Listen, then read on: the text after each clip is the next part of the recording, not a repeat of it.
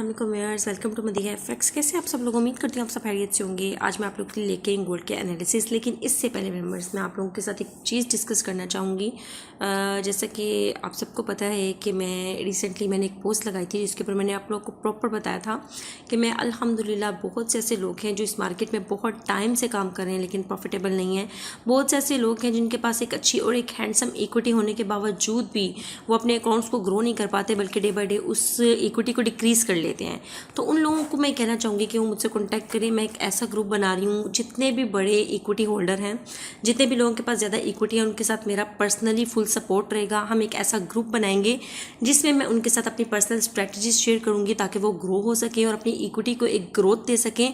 On the other hand, उन लोगों के साथ मार्केट की साइकोलॉजी किस तरह से वो लोग मजबूत कर सकते हैं, किस तरह से साइकोलॉजी के साथ वर्क करके वो अपने माइंड सेट को कंट्रोल कर सकते हैं। ऑन दी अदर हैंड, किस तरह से वो स्मार्ट वर्क कर सकते हैं मार्केट के अंदर, हम प्रॉपर इस चीज़ को लेके गाइड करेंगे। मैं और मेरी टीम इंशाल्लाह सपोर्ट करेगी उन लोगों को, और उसके लिए उन्हें कुछ भी नहीं करना होगा, सिर्फ उन्हें हमारी टीम का पार्ट बनना होगा, हमारे साथ मिलके काम करना होगा। और इंशाल्लाह जिस डायरेक्शन में भी हम उनको लेके जाएंगे उनके लिए वो बहुत ज़्यादा बेनिफिशियल साबित होगी। ऑन दी अदर हैंड, बहुत से बच्चे और बच्चियां ऐसी हैं अपने घरों में बैठी हुई जिनको इस मार्केट की समझ तो है, लेकिन फिर भी वो इस मार्केट से पैसा नहीं बना पा रहे। जिनको मार्केट में 2 साल हो गए हैं, 3 साल हो गए हैं, लेकिन वो अपना प्रॉपर बिजनेस तो करना चाह रहे हैं, लेकिन उनके पास एक डायरेक्शन नहीं है। उन्हें नहीं समझ आ रही कि वो किस तरह से अपना स्टार्टअप लें। तो वो भी मुझसे कॉन्टैक्ट कर सकते हैं, लेकिन वही लोग मुझसे कॉन्टैक्ट करें जो वाकई ही सीरियस में इस बिजनेस को ग्रो करना चाहते हैं। इंशाल्लाह definitely I will try to my best कि मैं कितना उनको हेल्प कर सकती हूँ, but I need just loyal peoples. Okay guys, तो हम चलते हैं अपने एनालिसिस की तरफ। ये मैंने अपना नंबर स्क्रीन पे मेंशन कर दिया है, क्योंकि बहुत से लोगों को पता नहीं चलता कि बायो में नंबर मेंशन होता है, उसके बावजूद भी वो कह रहे होते हैं कि मैडम नंबर मेंशन नहीं है। तो ये उन लोगों के लिए मैंने यहाँ पे पुट कर दिया है, तो वो लोग देख सकते हैं। चलते हैं अपने गोल्ड के एनालिसिस की तरफ। तो अपकमिंग वीक के अंदर गोल्ड के क्या एनालिसिस हो सकते हैं, मार्केट की डायरेक्शन क्या हो सकती है, किस तरह से मार्केट की नेक्स्ट मूव हम जज कर सकते हैं। फर्स्ट ऑफ ऑल, जिस तरह मैं हमेशा आपको कैंडल्स की कुछ थ्योरी समझा रही होती हूँ कि कैंडल्स अपकमिंग वीक में क्या रिएक्शन दे सकते हैं, किस कैंडल को हमें किस नज़रिए से देखना चाहिए। तो सबसे पहले हम थोड़ा सा कैंडल्स को की तरफ आउटलुक कर लेते हैं। आप ये देखें कि लास्ट टाइम भी ये जो बेरिश कैंडल बनी है, ठीक है। अब देखें ये बेरिश कैंडल आपको किस चीज़ को इंडिकेट करी है। यहाँ पे बेयर्स की पावर बहुत ज़्यादा है और मार्केट कितना स्ट्रांगली गिरी है, काफ़ी ज़्यादा बेयर एक्टिव है इस कैंडल में। और आप देख सकते हैं कि जैसे ही मार्केट ने इस मोमेंटम कैंडल की लिक्विडिटी को ग्रैब किया, आप देखें इस कैंडल की लिक्विडिटी को इस कैंडल ने ग्रैब किया, और उसकी लिक्विडिटी उठाने के बाद आप देखें कि मार्केट कितना स्ट्रांगली बाई गई है। अब इसका क्या मकसद है, इसके 50% से ज़्यादा मार्केट ने एरिया कवर किया है, कितना स्ट्रॉन्ग मार्केट बाय गई है। और उसके बाद ये वीक रिजेक्शन देखें और उसके बाद मार्केट नीचे आई है, लेकिन पहले यहाँ पे मार्केट क्या गई है, बाय गई है। उसकी रीज़न क्या थी, उसकी रीज़न सिंपल सी ये थी कि मार्केट ने पिछले दिन की लो की लिक्विडिटी को ग्रैब किया था। लो की लिक्विडिटी को ग्रैब किया, इस एरिया में एसएनआर लेवल था प्रॉपर, ये SNR level plus fair value gap था, मार्केट ने इसको प्रॉपर रिस्पेक्ट दी। ये जो रेड कैंडल आप देख रहे हैं, उसके बाद आप देखें कि इस रेड कैंडल के ऊपर प्रॉपर रिजेक्शन है, ठीक है। देखिए इन चीज़ों को गौर से समझें, इन चीज़ों पर तवज्जो दिया करें, क्योंकि ये जस्ट अ कैंडल्स नहीं है। मैं बार बार एक चीज़ समझा रही होती हूँ आपको, it's not only candles, it's a price fluctuation. It's आप कह दें कि ये मार्केट के अंदर वो पैसा है जो हम रिटेलर्स लगा रहे होते हैं, स्मार्ट मनी लगा रही होती है। मार्केट की डायरेक्शन इस पैसे से मूव हो रही होती है, ये कैंडल इस पैसे से बन रही होती हैं, ठीक है। तो ये प्रॉपर एक ट्रांजैक्शंस हैं, ठीक है, not just a single candle. So इसकी फोकस किया करें कि प्रॉपर इसकी वीक रिजेक्शन कहाँ है, बायर्स इस कैंडल में कितने। देखिए कैंडल का बिहेवियर मैटर करता है, कैंडल का कलर मैटर नहीं करता। आई सेड रिपीटेडली कि कैंडल का कलर मैटर नहीं करता, कैंडल का बिहेवियर मैटर करता है। और मैनी टाइम मैं ये चीज़ आप लोग को बता चुकी हूँ कि कैंडल्स की थ्योरी पे फोकस किया करें। अगर आप लोग को नहीं पता कि कैंडल थ्योरी क्या होती है, तो आप मेरे YouTube channel Madiha FX official पे जा सकते हैं, मैंने बहुत सी ऐसी लर्निंग वीडियोज़ वहाँ पर डाली हुई हैं। अभी इस ग्रीन कैंडल पर अगर फोकस करें, अब पिछली कैंडल में प्रॉपर रिजेक्शन थी।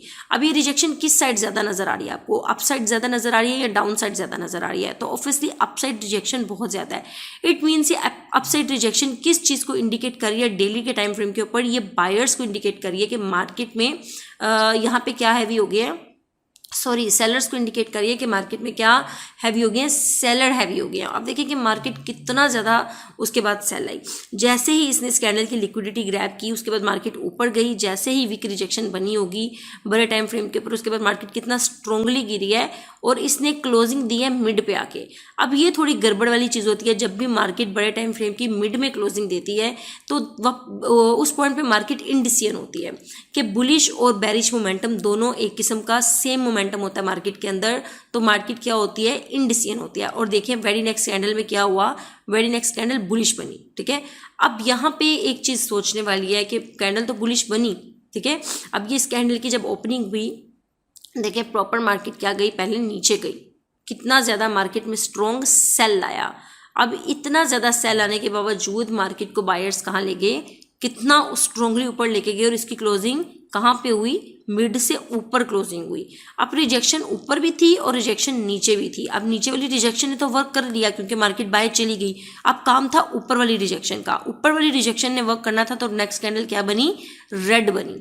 ठीक है, नेक्स्ट कैंडल रेड बनी, बेरिश सेलर इस कैंडल में एक्टिव हुए, मार्केट को पुश किया नीचे की तरफ। लेकिन इस वीक ने आपको देखा है, ये इस चीज़ को इंडिकेट करी है कि यहाँ पे बायर अभी भी मौजूद है। यही रीज़न है कि यहाँ पे जो कैंडल की क्लोजिंग है मिड से थोड़ा सा नीचे हुई है। इट मीन्स कि इस कैंडल में भी बायर एक्टिव हमें नज़र आ रहे हैं।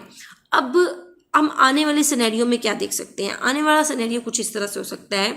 मैं इस कैंडल को एक CRT कैंडल कंसीडर करूंगी डेली की। ठीक है, अगर मार्केट मंडे वाले दिन इस कैंडल का हाई या लो लेती है तो हम 50% टारगेट, अगर किसी को CRT का नहीं पता तो वो भी मेरे चैनल पे जाके CRT थ्योरी को देख सकता है।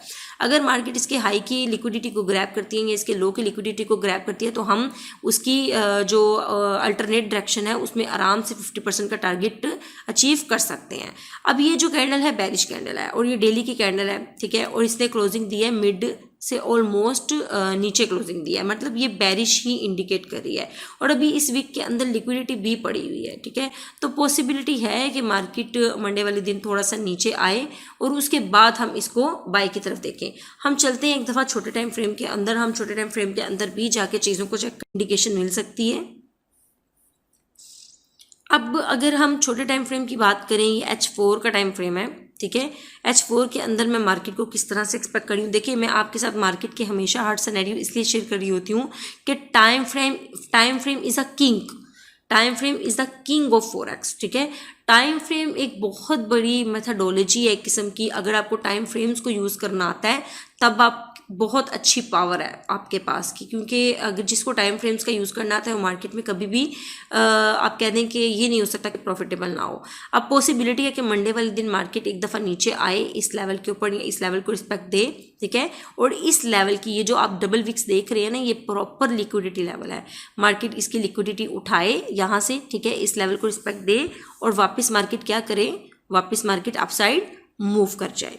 ठीक है, अब मार्केट अगर अपसाइड मूव करके जाती है तो कहाँ तक जा सकती है, वो यहाँ तक जा सकती है। मेरा टारगेट ये होगा 3347 का एरिया। और अगर मान के चलें कि मार्केट इस लेवल से नीचे नहीं आती, इस लेवल से नीचे आ जाती है, मान के चलें कि मार्केट ने क्लोजिंग दे दी 3258 के एरिया के नीचे या 3257 पे मार्केट ने क्लोजिंग दे दी, तब हम मार्केट को कहाँ एक्सपेक्ट कर सकते हैं, तब हम मार्केट को एक्सपेक्ट कर सकते हैं इस एरिया पे 3219 के एरिया पर और 32.8 के एरिया पर। क्योंकि यहाँ पे एक इंगल्फिंग पड़ी हुई है, ये एक इंगल्फिंग पड़ी हुई है यहाँ पे, और पॉसिबिलिटी है कि मार्केट इस लेवल को आके टेस्ट लाजम करे। और यहाँ पे एक इम्बैलेंस भी पड़ा हुआ है, मैं आपको दिखाती हूँ चार्ट को थोड़ा सा इधर करके। यहाँ पे मेरे नज़दीक ये एक इम्बैलेंस पड़ा हुआ है, ये एक इम्बैलेंस है यहाँ पे, इस एरिया के अंदर एक इम्बैलेंस पड़ा हुआ है, तो हाई चांस है कि मार्केट इस सेल को रिस्पेक्ट दे। ठीक है, उसकी रीज़न मैंने आपको बता दिया। अगर मार्केट सेल को रिस्पेक्ट नहीं देती, क्योंकि आपको पता है कि जब मार्केट समटाइम टेक्निकली नहीं चलती तो मार्केट फंडामेंटल को रिस्पेक्ट दे रही होती है, जब मार्केट फंडामेंटल को रिस्पेक्ट दे रही होती है तो मार्केट टेक्निकल को रिस्पेक्ट नहीं देती। यहाँ पे ये कुछ इम्बैलेंस पड़ा हुआ है। ठीक है, तो हाई चांस है कि मार्केट इस इम्बैलेंस को फिल करने आए। अगर मार्केट इस लेवल के नीचे 32, 56 या 57 के एरिया के नीचे H1 की कोई भी कैंडल क्लोज करती है प्रॉपर, अब वो ब्रेकआउट और फेकआउट आपको फाइंड करना आना चाहिए लेवल के ऊपर नीचे। जिसको भी ब्रेकआउट और फेकआउट फाइंड करना आता है वो इस ट्रेड को बड़ी आसानी से प्लान कर लेगा। जिसको नहीं आता वो यूट्यूब पे जाके मेरी वीडियो देख सकता है। तो अगर मार्केट इस लेवल के नीचे क्लोजिंग देती है H1 की, तो हम फिर मार्केट से इस लेवल को एक्सपेक्ट कर सकते हैं। ये एक बहुत अच्छा बाय का लेवल है। इसके अलावा ये भी एक बहुत अच्छा बाय का लेवल है 3128 से लेकर 3175 और 3207। ये 3 लेवल बाय के बहुत ही ज़बरदस्त लेवल है। अगर इन लेवल्स पर हमें अपॉर्चुनिटी मिलती है बाय की तो हम यहाँ से ज़रूर बाय करेंगे। और लेकिन अगर मार्केट इस लेवल से नीचे क्लोजिंग नहीं देती, रिमेंबर, अगर इस लेवल से नीचे क्लोजिंग नहीं देती तब हम बाय नहीं देखेंगे। अगर मार्केट सेल नहीं देखेंगे। अगर मार्केट इस एरिया पर रिजेक्शन देती है, जैसे कि यहाँ पे ये रिजेक्शन मिली हुई है, अगर अगेन हमें रिजेक्शन मिलती है देन हम मार्केट को बाय ही देखेंगे। ठीक है, तो ये एक अपकमिंग वीक के सिनेरियो हैं जो इंशाल्लाह मैंने आपके साथ शेयर कर दिया। और इंशाल्लाह मार्केट वर्क भी ऐसे ही करने वाली है। With the passage of time you can check my analysis. इंशाल्लाह डेफिनेटली ये वर्क करेंगे। Thank you so much guys.